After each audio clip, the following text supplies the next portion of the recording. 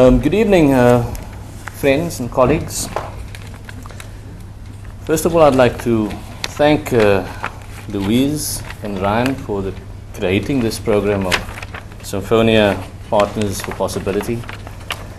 It's a fantastic program, and we're certainly spreading the word already to get more principals on board. To Veronica, our Circle of Practice Coordinator, thank you very much for your guidance and driving us, keeping us on track. And also to all the other circle coordinators, keep up the good work. We at Hazendal Primary School became involved at a time when our teachers were feeling quite demoralized, despondent about how are they going to get this impossible job done. Getting our learners to achieve what we need them to achieve, what they need to achieve. It seemed an insurmountable task, an insurmountable obstacle. But through this program, through the work that John Bradshaw of Pick and Pay has done with us, they have grown through this program. Through what I have learned through the program in the time to think, the leadership development programs, purposeful teams, flawless consulting, community building with school at the center of the community. I also learned to be more positive and more appreciative and more acknowledging of the efforts of our colleagues, our teachers struggling through the challenges that lay ahead for them. So our focus was in team building, in building our staff, looking at our educators. The principal cannot do it alone. The management team cannot do it alone.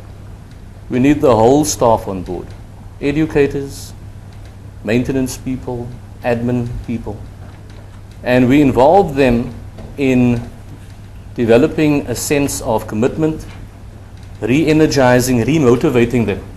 And John has played a big role in that. Taking the leadership development programs, purposeful teams, flawless consulting, community building with school at the center of the community.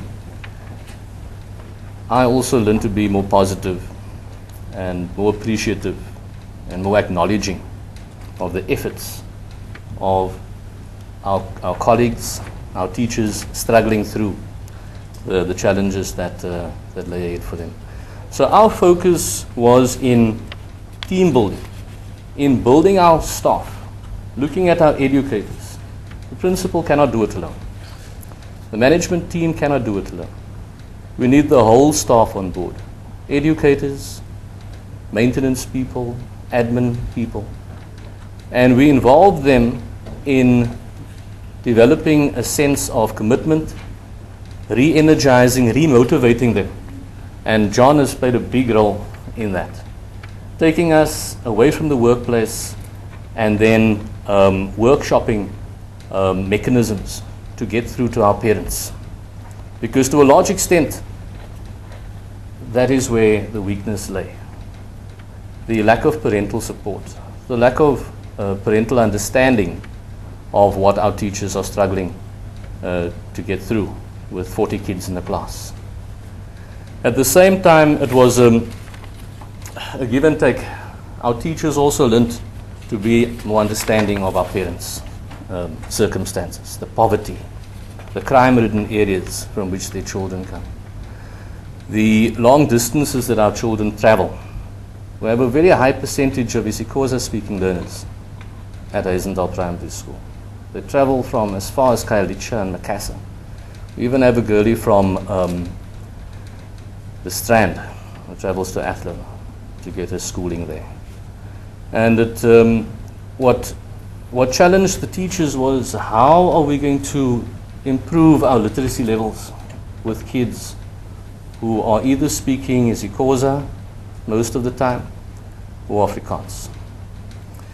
And I just found that through the programs that John is, the approach that John had a bit of a different approach, perhaps a more fun approach, more relaxed approach, and especially away from the school environment, within the environment of the Pick n Pay corporate offices in Kenilworth.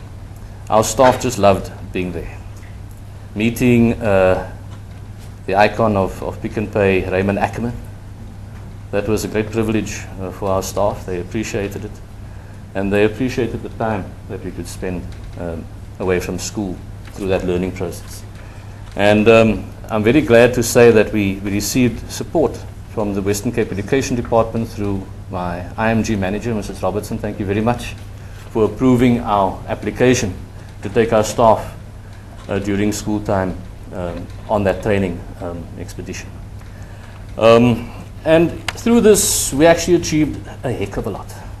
In the space of 1 year, we raised so much funds because of the positivity that was built and that grew within our staff, that we were able to spend almost 40,000 Rand in March to give back to the community, to invite past learners, past educators and other staff members back to our school and entertain them, treat them in a reunion. Because our old wooden school building is in the process of being thrown down. The Department of Education is giving us a brand new brick and mortar building, so we're really looking forward to that. And it's still tough times because, half the school is thrown down at the moment and the kids are in mobiles far removed from the admin area. No intercom system in that area, difficult to communicate, and we have runners. We have to use we have to phone the HOD in that section of the school to send a runner with a message. So it's tiring, but at the same time, we've been offering additional sporting opportunities. We have the Department of Cultural Affairs and Sport providing extra coaches at their cost for sport activities after school, so the children are less on the streets and more occupied with healthy activities within the school grounds. And it's a pain, when I'm on the phone and I go to hear the children making a noise under the office window, but, let the children play. Because in the classroom, I'm quite a strict disciplinarian, and I'm very firm with regard to that. Time to work and a time to play. So our children understand that, our teachers understand that, and that's what we promote. So at this time, we have a massive sand patch, like the children are playing on the beach because of all the white sand in the section where the building was thrown down. And we were able to temporarily open it over the last 3-4 weeks until the builders come back again to bring the heavy equipment in. So in the meantime, the kids are just having a ball in that sand, building sand castles and things. The sporting activities, the cultural activities, everybody's more positive about it. They actually have the courage now to actually go and do more than they did a few years ago. But I'm going on too long. I need to hand over at this point to John. Thank you very much, colleagues. Self-indulgent sometimes, because I've learned such a large amount and it's felt so difficult to have any real impact to the challenges that Warren and his teachers face at Hazendal. We had a little bit of a revelation actually after what Andy and Bayer did, that the one thing we do have is we have quite a nice building and we have some time. So we've had a few of these teacher workshops which have been incredible fun. You can see, there's at the top we're in the boardroom, there we're in the auditorium, there we're in one of the other meeting rooms. So we just moved around from meeting room to meeting room because it was quite fun. We had Raymond pop in and talk about how he thought his 4 legs of the table in business applies to teaching, and what he thought the 4 legs of the table in schools. So tremendous fun. We had the teachers ask each other questions like, what do I love about teaching? What am I passionate about teaching? So a fairly small thing, to just be in a different space, ask each other questions. What does a great parent do that really makes a difference? So we've had some fun. I think, Warren, it's been a good year. Thanks for bearing with me. I think many ways it feels like we're at the start of the journey. So we'd love to continue you offering the space. I think I'm still daunted by the challenges you face. We visit your school, we see half the school missing.